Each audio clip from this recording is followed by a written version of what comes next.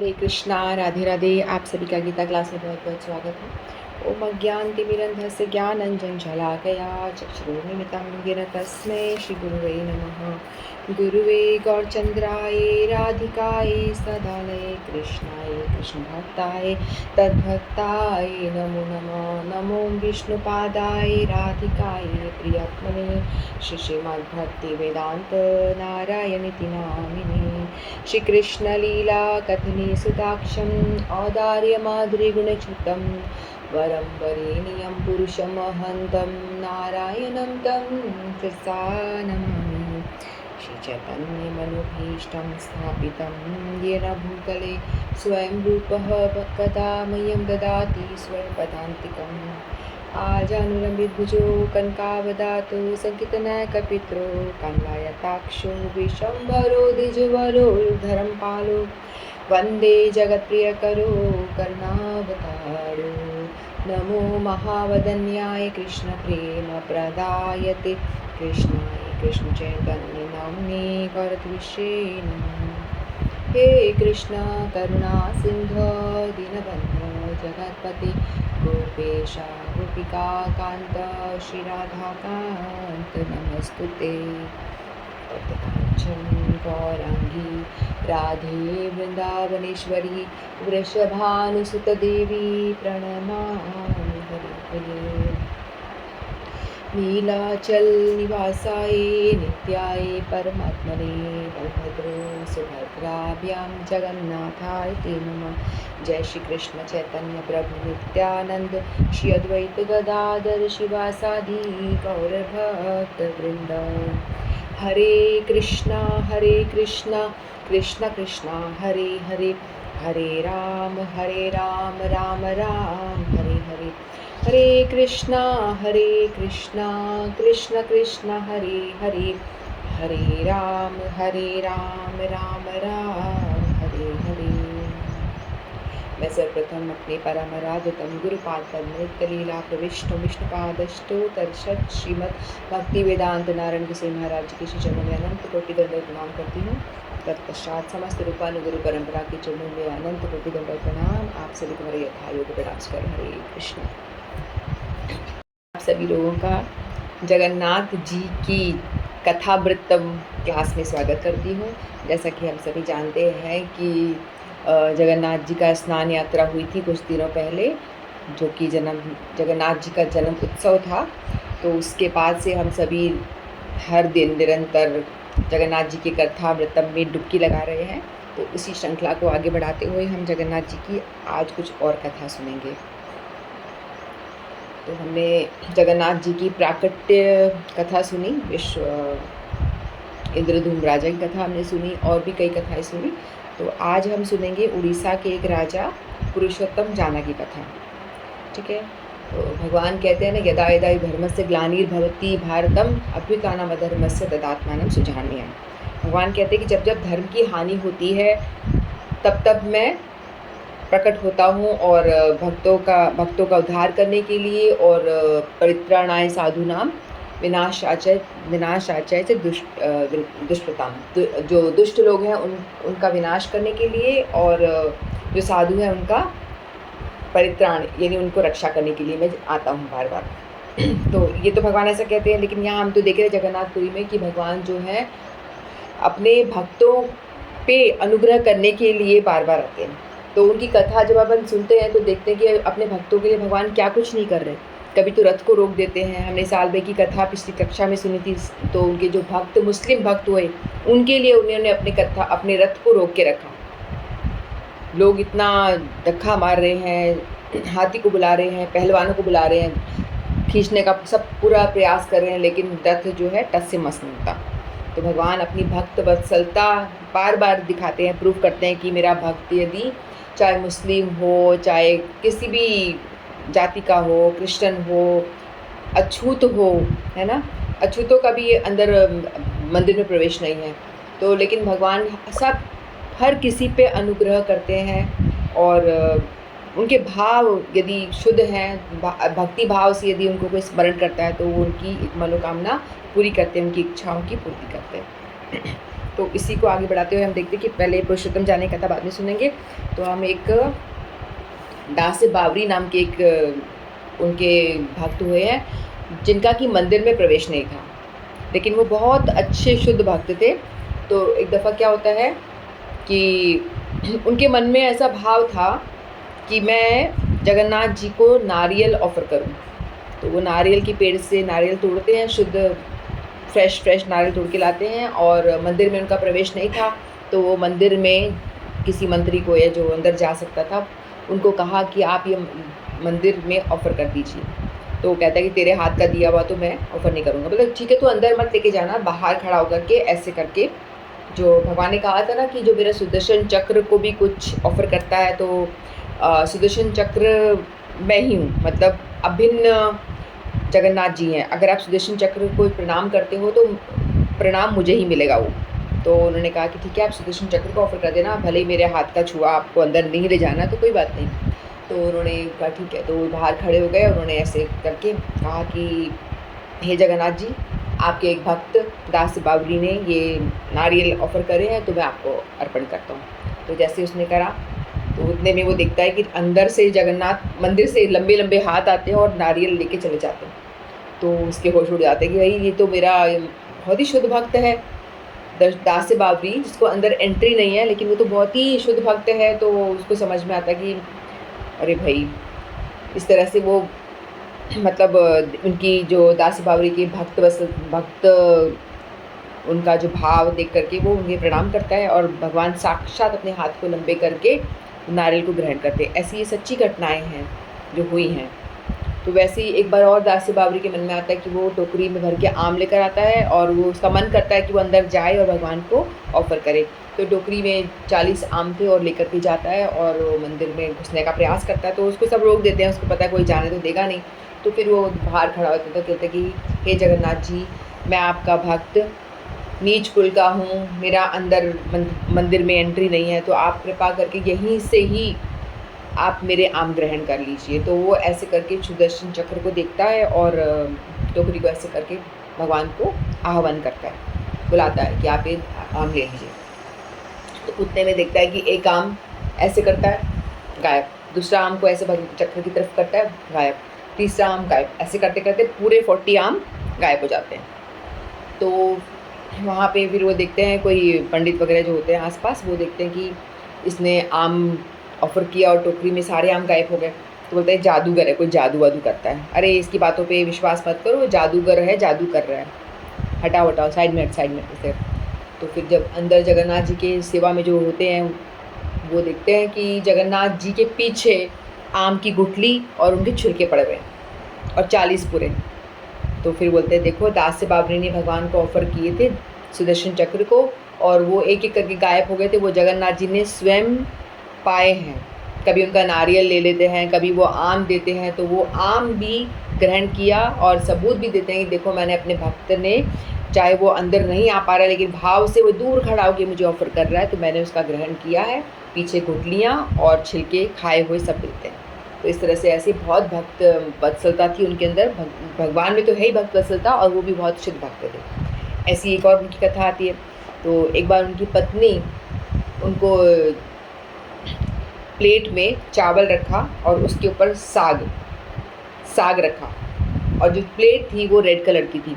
तो उन्होंने जैसे ही उनको रेड कलर की प्लेट में चावल और ऊपर सरसों का साग ऐसे करके अपने पति को दिया कि आप पाइए।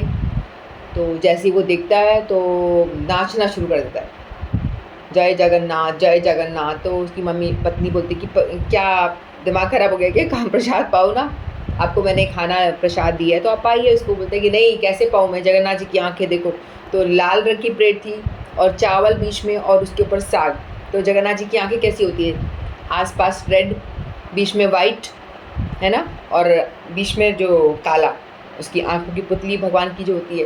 तो बोलते हैं तो जगन्नाथ है, जय जगन्नाथ जय जगन्नाथ। और खूब ज़ोर से डांस शुरू कर दिया, नाचना शुरू कर दिया। आस पड़ोसी लोग आ गए, क्या हो रहा है यहाँ पे। उसकी पत्नी संभालने की कोशिश कर रही है तो संभल नहीं रही। फिर बाद में उनको समझ में आता है कि ये तो जगन्नाथ जी की आंखें देख करके वो बिल्कुल ही भाव विभोर हो जाते हैं और नाचना शुरू कर देते हैं। फिर पड़ोसी ने उनको कैसे करके शांत करा, बोला बैठो बैठो, जगन्नाथ जी की आंखें मत खाओ, आप ले जाओ वापस, और इनको इस तरह से मत दो। सब्जी को अलग करके दो, चावल को अलग करके दो, ऐसे दो, ऐसे नहीं तो ये खाने वाली ही नहीं है। जगन्नाथ जगन्नाथ करके डांस शुरू कर देंगे। तो ऐसे ऐसे बहुत ही शुद्ध भक्त हुए हैं। तो नो मैटर वो कोई भी कुल के हों, कोई भी जाति के हों, तो जगन्नाथ जी तो भावग्राही हैं। भगवान कृष्ण ही हैं जो जगन्नाथ रूप में कलयुग में प्रकट हुए हैं। कलयुग के भगवान साक्षात जीवंत हैं, जो आज भी लोगों को जो मन में कामनाएं इच्छाएं होती हैं उनके साथ में वो आदान प्रदान करते हैं, तो वो उनको वैसा रिटर्न उनको देते हैं, उनको उनकी बात सुनते हैं। तो उड़ीसा में एक राजा था, बहुत ही अच्छा वीर राजा था, जिसका कि नाम था पुरुषोत्तम जाना। ठीक है, तो पुरुषोत्तम जाना नाम का राजा था जो बहुत ही भक्त परायण था, भक्ति भाव करता था। जैसा कि भगवत गीता में भगवान बताते हैं ना कि मेरी किस तरह से आप पूजा करो, है ना, मेरे लिए ही सब कुछ करो, मुझे ही सब कुछ अर्पित करो। वो जो राजा था ठीक वैसा ही करता था।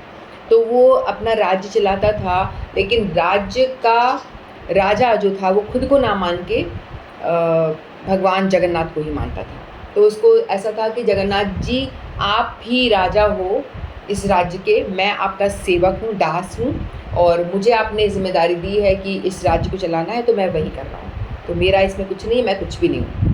तो इस तरह का भाव था राजा का, बहुत ही भक्त था। तो इस तरह वो राज किया करता था। तो एक दफ़ा और जब भी वो जगन्नाथपुरी में रथ यात्रा होती थी ना, तो वहाँ ऐसी प्रथा है कि राजा है जो सोने की झाड़ू से झाड़ू लगाता है। पहले एक प्रथा है, रथ यात्रा के टाइम आप देखा भी होगा आप लोगों ने। तो रथ यात्रा शुरू होती है इससे पहले राजा, ऐसा भाव है कि जो विश्व का राजा है वो आ रहे हैं, तो वो झाड़ू लगाते थे। राजा सबसे पहले जो प्रथम सेवक है, प्रमुख सेवक, सबसे बड़ा सेवक माना जाता है, तो वो पहले झाड़ू लगाता है। उसके बाद में जो जगन्नाथ जी का रथ है वो आगे खिसकता है, स्टार्ट करते हैं। तो ये प्रथा होती थी, तो राजा ऐसे ही किया करता था। तो ऐसे ही राजा जो था ना, एक दफ़ा घूमने के लिए जाता है, तो वो साउथ की किसी जगह वहाँ जाता है। तो वहाँ पे जा कर के काशी में कहीं जाकर है, तो वहाँ जाकर के वो उद्यान होते हैं, सुंदर उद्यान होते हैं, वहाँ पे जाकर के अपना डेरा डाल देता है। तो वहीं पे अपना डेरा डालता है, तो वहीं पे अपना रहने का स्थान बनाता है। तो उसमें उद्यान में बस घूम रहा होता है, ऐसे घूमने गया होता है। तो उतने में एक राजा जो काशी की राजकुमारी थी, वो भी उद्यान में आती है फूल वगैरह तोड़ने के लिए। तो वो राजा उसको देखता है, वो भी उसको देखती है, तो वो दोनों आपस में एक दूसरे को पसंद करते हैं। फिर उनकी मुलाकात होती है, बातें करते हैं। फिर बाद में जो राजकुमारी है वो जाकर के राजा को बताती, अपने माता पिता को बताती है कि उड़ीसा के राजा पुरुषोत्तम जाना यहाँ पे आए हुए हैं, यहाँ पे ठहरे हैं उद्यान में, हमारे ही नगर में। तो उनके माता पिता उनको बुलाते हैं कि आप हमारे महल में पधारें और हमारा सत्कार स्वीकार करें। तो फिर वो दोनों को, राजा को और उनके मंत्री जो भी सब लोगों को बुलाते हैं, और राजा रानी उनका खूब आदर सत्कार करते हैं, उन्हें खाना पानी सब खिलाते हैं। और जो राजा होता है वो बहुत प्रसन्न होता है कि राजा का जो विनम्रता, उनका भाव, उनका आचरण देख करके कि राजा तो बहुत ही सद्गुण है उनके अंदर, बहुत ही अच्छा इंसान है मतलब, तो उनको बहुत अच्छा लगता है। तो ये देख कर के राजा के विनम्रता और उनका भाव देख कर के उनकी अपनी बेटी से रिश्ता तय कर देते हैं कि आप ऐसा करो, हमारी पुत्री से विवाह करो। तो राजा सहर्ष स्वीकार कर लेता है, उनको तो पसंद ही रानी, तो मान जाता है। तो फिर ऐसे करके वो लोग चले जाते हैं। फिर वो राजा कहते हैं कि आप भी कभी जगन्नाथपुरी आइए, हमारे राज्य में आइए। तो कहते ठीक है। तो थोड़े दिन के बाद में क्या होता है, तो राजा जो है अपने मंत्री को विवाह का प्रस्ताव लेके भेजता है कि जैसे कि हम ऑफिशियली प्रस्ताव भेज रहे हैं, आप इसे स्वीकार करिए कि आप हमारी पुत्री से विवाह करेंगे। तो राजा कहता है ठीक है, सहर्ष स्वीकार कर लेता है, उसको तो पसंद है। तो बोला ठीक है। तो मंत्री जो है वहाँ पे रुकते हैं।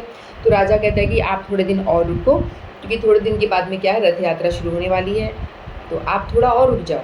तो मंत्री सोचता है कि हाँ, ये तो बहुत अच्छा अवसर है, तो इतना बड़ा भव्य रथ यात्रा यहाँ पे होती है, तो मैं क्यों ना थोड़े दिन और रुक करके रथ यात्रा का दर्शन करके ही जाऊँ। तो मंत्री वहाँ पे रुक जाता है। तो उतने थोड़े दिनों के बाद में जब रथ यात्रा होती है, जगन्नाथ बलदेव सुभद्रा जी को जब बाहर निकाला जाता है, रथ में विराजमान किया जाता है, तो राजा फिर अपने सोने की झाड़ू लेकर के आता है और वो झाड़ू लगाना शुरू कर देता है।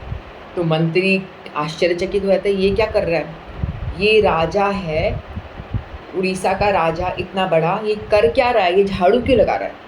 तो उसको बहुत ज़्यादा हीन भावना आ जाती है तो बोलता है ये तो बहुत गलत काम कर रहा है, राजा झाड़ू लगा रहा है रथ के आगे, ये तो बहुत गलत काम है। तो राजा मंत्री जो अपने मन में थोड़ा सा ऐसा लेकर के भाव, खराब सा भाव उसके अंदर आता है, द्वेष हो जाता है, हीन भावना लेकर के अपने राज्य को पहुँचता है। फिर जाके वहाँ राजा को बताता है, जो काशी के राजा होते हैं नरेश, उनको बोलता है कि वहाँ आपने कहाँ अपनी बेटी का रिश्ता तय कर दिया। वो राजा तो रोड पे झाड़ू लगा रहा था, झाड़ू लगाने के लिए वहाँ पे कोई और लोग नहीं है, राजा स्वयं झाड़ू लगा रहा है, ये क्या बात हुई। तो इस तरह से उनके कान भर देता है। तो राजा बोलता है अच्छा ऐसा है। तो मंत्री की बातों में आ जाता है और राजा को भी बड़ा बुरा लगता है। फिर वो लेटर लिख के भेजता है कि हम अपनी बेटी का, अपनी राजकुमारी का विवाह ऐसी जगह नहीं करेंगे जहाँ का राजा चांडालों की तरह रोड पे झाड़ू लगाता है। हम अपनी पुत्री का विवाह वहाँ हरगिज़ नहीं करेंगे। तो वो राजा के भाव जाने बिना, उसके मतलब वो राजा क्यों कर रहा है ऐसा, राजा अपने विनम्रता, अपनी भक्ति भाव प्रस्तुत कर रहा है ना, जगन्नाथ जी के आगे कि जगन्नाथ जी आप ही विश्व के सभी ब्रह्मांड के राजा हो और मैं तो आपका तुच्छ सा एक सेवक हूँ, और जो आपने राज्य दिया है वो आपने मुझे जिम्मेदारी दी जो मैं पूरा कर रहा हूँ, तो मैं आपका एक तुच्छ सेवक हूँ। इस भाव से राजा झाड़ू लगाता है वहाँ पे, ये प्रथा है। तो इस तरह से वो ये सब जाने बगैर, कुछ भी जानना ज़रूरी नहीं समझा, और सीधे उन्होंने बोला कि हम ऐसे राजा से अपनी पुत्री का विवाह हरगिज़ नहीं करेंगे जो चांडालों की तरह झाड़ू लगाता है। तो वो तोड़ देता है, और तोड़ने के बाद में और तुरंत स्वयंवर रख देता है अपनी पुत्री के लिए कि राजा अलग अलग देश के राजकुमारों को आमंत्रण करता है, लेकिन उस राजा को आमंत्रित नहीं करता। तो राजा को बड़ा ही बुरा लगता है। पुरुषोत्तम जाना को बोलता है कि ये तो मेरा इंसल्ट है, बहुत बड़ी इंसल्ट हो गई है तो मेरी। तो फिर वो कहता है कि मैं तो चढ़ाई कर दूंगा देश पे।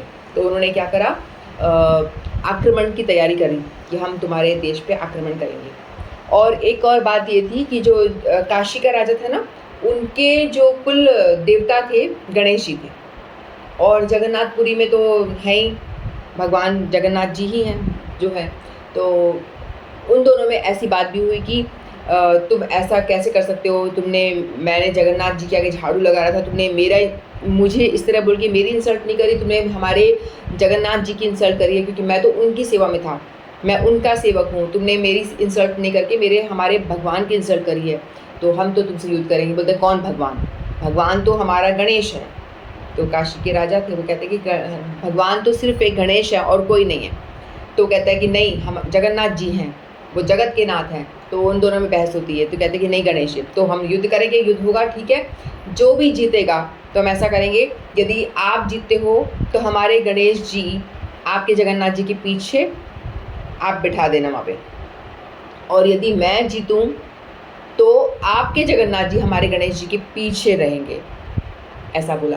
तो वो कहते हैं कि ठीक है, युद्ध होगा। तो फर्स्ट डे युद्ध होता है। तो जो उड़ीसा के राजा थे वो हार जाते हैं, बहुत बुरी तरह से हार के वापस आते हैं। युद्ध कई दिन चलता है ना, तो फर्स्ट इनिंग में जो होता है थोड़ा सा वो हार जाते हैं। तो वो हार के वापस आते हैं कि अब कल फिर से युद्ध होगा। तो वो हार के आ जाते हैं। तो कहते हैं कि अरे भाई ये तो बहुत बुरी तरह से हरा दिया हमको। उनके तो गणेश जी साथ लेके आते हैं, वो उनके जो कुल देवता होता है गणेश जी, वो आते हैं साथ में, वही युद्ध कर देते हैं। तो इसलिए से हरा देते हैं आराम से। फिर वो जगन्नाथ जी के जो ये उड़ीसा के राजा पुरुषोत्तम जाना, वो भगवान से प्रेयर करते हैं कि हे जगन्नाथ जी, मैं हार जाऊं तो कोई बात नहीं, मुझे वो बंदी बना ले तो कोई बात नहीं, लेकिन आपको बंदी बना के वो गणेश जी के पीछे बिठाएंगे तो ये मुझे मंजूर नहीं। ये बात मुझे हरगिज़ मंजूर नहीं कि आप गणेश जी के पीछे बैठो, क्योंकि आप जगत के नाथ हो, आप हमेशा आगे रहोगे, आप पीछे नहीं रह सकते। मुझे ये बिल्कुल मंजूर नहीं, मुझे बना दे तो कोई बात नहीं। तो वो बहुत प्रेयर करता है कि रोने लग जाता है कि आप कुछ करो, मेरी मदद नहीं करो। देखो वहाँ पे उनके कुल देवता गणेश जी ने आकर के उनकी मदद करी, और आप मेरी कुछ मदद नहीं कर रहे हो, मैं हार गया। तो स्वप्न में जगन्नाथ जी प्रकट हुए, बोलते कि तुम मुझे आप बोल रहे हो, दोष दे रहे हो, तुमने जाने से पहले क्या मुझे बोला चलो मेरे साथ में? आपने कहा एक बार भी? आप खुद ही चले गए एकदम, मैं जा रहा हूँ, मैं युद्ध करूँगा। तो जाओ कर लो युद्ध, तुम्हारा क्या बल है, तुम हारोगे। तो इस तरह से वो अपने गणेश जी को साथ लेकर आया। तो गणेश जी से तो गणेश जी तो हरा ही देंगे तुम्हें। तो कहते हैं हे मुझसे भूल हो गई, आप मेरे साथ चलो और मुझे मदद करो प्लीज़, मुझे बल दो। तो ऐसा सपने में जगन्नाथ जी कहते हैं ठीक है, कल दोबारा जाना, कल दोबारा युद्ध को जाना। तो इस तरह से नेक्स्ट डे उनको बड़ा थोड़ा-सा आश्वासन मिल जाता है कि जगन्नाथ जी ने मुझे बोला है तो वो ज़रूर आएँगे, मेरी हेल्प करेंगे और या तो मुझे पावर देंगे, कुछ भी करेंगे। इस तो फिर वो बड़ा मोटिवेशन के साथ दोबारा नेक्स्ट डे युद्ध के लिए जाते हैं। पूरी सेना जा रही होती है। तो उतने में क्या होता है कि सेना के आगे-आगे 2 व्यक्ति चल रहे होते हैं, है ना? एक काले घोड़े पे सवार होता है, एक वाइट घोड़े पे सवार व्यक्ति, 2 सैनिक चल रहे होते हैं। जो पीछे वाली सेना को पता नहीं होता, वो सबसे आगे चल रहे होते हैं और चलते क्या होता है, आगे जा कर के एक वृद्ध ग्वालन, बूढ़ी ग्वालन मिलती है उनको, जो छाछ बेच रही होती है। तो वो दोनों रुकते हैं वहाँ पे, कहते हैं कि हे मैया, आप हमें छाछ पिलाएंगी क्या? हमें बड़ी प्यास लगी है, हमें युद्ध करने जाना है। तो उन्होंने बोला ठीक है। तो एक गिलास देती है, हमारी प्यास नहीं बुझी। एक और देती है, हमारी प्यास नहीं बुझ रही। और देती है। तो ये कैसे सैनिक है जिनकी प्यास बुझ ही नहीं रही है? तो पूरा आप एक काम करो, पूरा अपना छाछ का मटका हमें दे दो, हमें तभी हमारी प्यास बुझेगी। तो मटका का मटका पूरा दे देती है, फिर वो पी जाते हैं, पी के चल पड़ते हैं। तो बुढ़िया बोलती है, बूढ़ी ग्वालन कहती है कि अरे भाई कहाँ जा रहे हो, मेरे पैसे दे के जाओ। तो बोलती है पैसे, हमारे पास कोई पैसे वैसे नहीं है। बोलती है अरे ऐसे तुम पैसे भी नहीं दोगे और मेरी छाछ भी ख़त्म कर गए, तो मेरा तो घर का गुजारा ही इन पैसों से चलता है, और तुम सब कुछ छाछ भी ख़त्म कर गए, पैसे भी नहीं दे रहे, रोना शुरू कर देती। मेरा घर कैसे चलेगा? मेरा तो हर दिन कमाती हूँ, हर दिन ऐसा मेरा गुजारा चलता है, तुम पैसे दो। तो बोलती है बूढ़ी मैया आप रो मत, एक काम करो, मेरे पीछे हमारा राजा आ रहा है, उससे ले लो, वो दे देगा। तो कहते हैं तुम जैसे हो वैसे ही तुम्हारा राजा होगा, तुमने नहीं दिए तो वो क्यों देगा? और वो क्यों मानेगा कि तुमने पिया है, तुम्हारे सैनिक ने? वो उसको क्यों विश्वास होगा कि किसने पिया? मैं सच बोल रही हूँ, मुझ पर विश्वास क्यों करेगा? तो बोलते हैं कि तुम मुझे कुछ दो। तो बोला ठीक है। तो एक अपनी 9 रत्नों वाली अंगूठी देते हैं वो, ये लो मेरी अंगूठी ले लो, आप साइन करके दो, लिख के दो, आप कौन हो? वो क्यों मानेंगे राजा? तो लिख के देते हैं कि दोनों इस पेपर पे लिखते हैं जगन्नाथ और बलदेव, और सिग्नेचर करते हैं और अंगूठी देते हैं, ये अपने राजा को दे देना, वो आपको पैसे दे देंगे। तो बुढ़िया कहती ठीक है। तो थोड़ी देर के बाद में उनकी जब सेना आगे पहुंचती है और राजा भी पहुंचते हैं, तो वो रोकती है राजा को, राजा आपका 2 सैनिक आए थे अभी घोड़े पे सवार होकर के, उन्होंने मेरी पूरी छाछ पी ली और मुझे पैसे नहीं दिए। तो कहते कि अच्छा क्या प्रूफ है? तो देखिए ये देखो, मेरे पास में ये प्रूफ है, अंगूठी दी है और ये लेटर भी है, साइन उनका। तो वो देखते हैं जगन्नाथ बलदेव ने सिग्नेचर करा होता है और अंगूठी। तो जैसे ही राजा अंगूठी दिखता है, तो वो जगन्नाथ जी की ही अंगूठी थी जो वो उन्होंने चढ़ाई थी 9 रत्नों वाली। वो देखते हैं और देख करके एकदम मतलब आंसू निकल आते हैं उनके कि अरे जगन्नाथ जी आए हैं, वो मतलब वो आए हैं हमारी मदद करने के लिए, आज तो हम ज़रूर जीतेंगे, क्योंकि वो स्वयं उन्होंने प्रूफ दे दिया कि वो आए हैं यहाँ पे। और इस तरह से फिर वो लेते हैं और बुढ़िया माँ के प्रणाम करते हैं, उनके चरणों पे गिर जाते हैं कि हे देवी आप धन्य हो, आज से आपका नाम मणिका, आप मणि की अंगूठी आपको दी उन्होंने, तो आपका नाम मणिका है और आप ये पैसे की बात मत करो, आप कितनी भाग्यशाली हो जो आपने साक्षात भगवान के दर्शन करे। मैंने नहीं करी, मैं रोज़ सेवा करता हूँ, लेकिन मैंने भगवान के दर्शन कभी नहीं करे, साक्षात ऐसी बातें नहीं करी। तो उन बूढ़ी मैया को बोलते हैं आपका नाम मणिका, उनका नाम मणिका हो जाता है। फिर बोलते हैं कि आप और कुछ मत मांगो, आपकी दृष्टि जहाँ जहाँ तक जा रही है उतने गांव में आपको देता हूँ आपके हवाले, और आप आराम से रहो और आराम से अपना लालन पालन जो है आपका आराम से हो जाएगा, कई पीढ़ियाँ खाएंगी, इतना आपके पास धन हो जाएगा। तो राजा उस बूढ़ी माँ की व्यवस्था करता है, और जहाँ पे घटना हुई थी उस गांव का नाम माणिकपट या माणिकपट्टनम कुछ ऐसा नाम है, तो उस जगह का नाम माणिकपट्टनम हो जाता है, माणिकपट कुछ है। तो ऐसा आज भी अगर हम जाएंगे ना जगन्नाथपुरी में, तो वहाँ पे माणिकपट नाम से एक स्थान है जहाँ की ये घटना हुई थी, जहाँ पे राजा की हेल्प करने के लिए वो दोनों कृष्ण बलराम घोड़े पे बैठ के सवार होकर आए थे और जहाँ पे छाछ पिलाई थी। तो फिर आगे जाते हैं और वो दोनों खूब युद्ध करते हैं, और दोनों सैनिक की खूब इतनी ज़बरदस्त युद्ध करते हैं कि बाकी जो लोग होते हैं उन्हें कुछ करने की ज़रूरत ही नहीं पड़ती, बाकियों ने कुछ देखा नहीं, और वो दोनों इतनी बुरी तरह युद्ध करते हैं और अच्छी तरह से हरा देते हैं उनको सैनिक जो दोनों मिलके, और राजा हार जाता है। फिर राजा हार जाता है, तो लेकिन जो पुरुषोत्तम जाना होता है ना, वो राजा को तो छोड़ देता है, उनकी पुत्री राजकुमारी को बंदी बना लेता है, कहता है कि इसे बंदी बनाओ राजकुमारी को, और राजकुमारी को बंदी बना करके लेकर आता है अपने राज्य में, और कहता है अपने मंत्री को बोलता है कि इसे तुम एक काम करो, एक झाड़ूदार ढूंढो और उसका विवाह करा दो, एक योग्य झाड़ूदार ढूंढ के इसका विवाह करवा दो।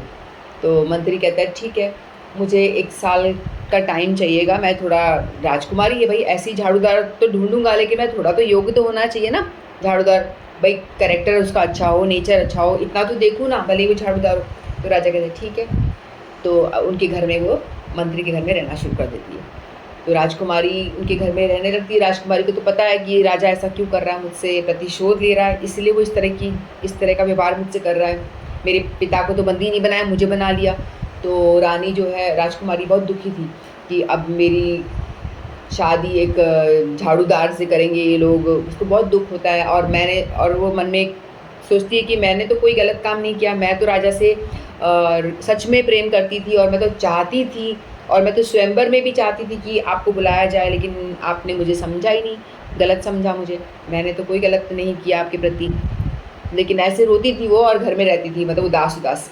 तो ऐसे ही वहाँ पे आराम से रह रही होती है, उदासी में दिन बीत रहे होते हैं उसके। तो उतने में क्या होता है, नेक्स्ट ईयर जगन्नाथ रथ यात्रा का समय आता है।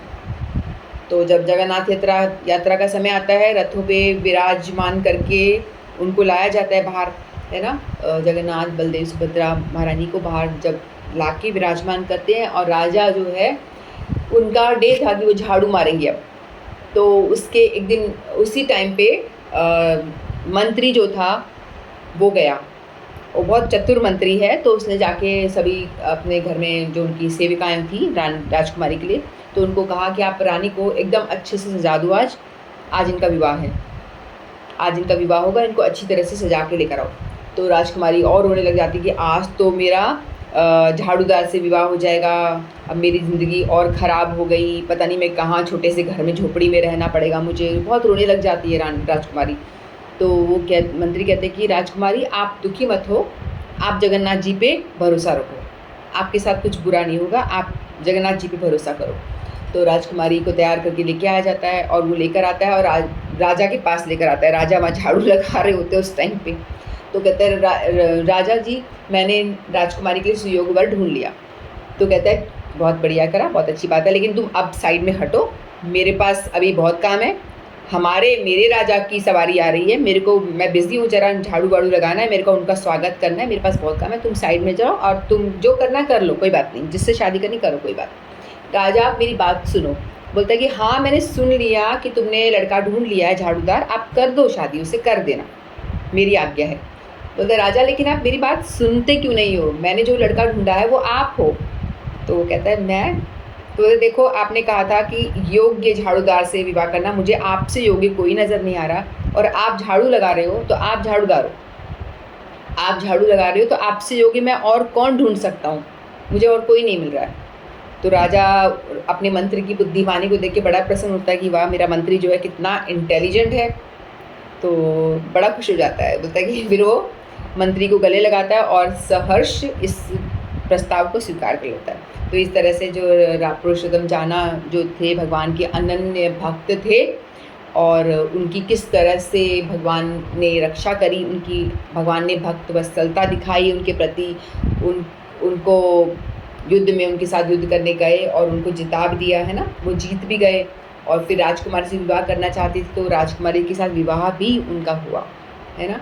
तो इस तरह से जो जगन्नाथ भगवान हैं वो बहुत ही बड़े भक्त वत्सल हैं, अपने भक्तों की हर मनोकामना पूरी करते हैं। तो ऐसी बहुत सारी कथाएं प्रचलित हैं, लेकिन अब हमने इतनी कथाएं करेंगे और नेक्स्ट क्लास में करेंगे, ठीक है। बोलो श्री जगन्नाथ बलभद्र सुभद्रा महारानी की जय। वांछा कल्पतरुभ्यश्च कृपा सिंधुभ्यो च पतितानां पावनेभ्यो वैष्णवेभ्यो नमो नमः। हरे कृष्ण।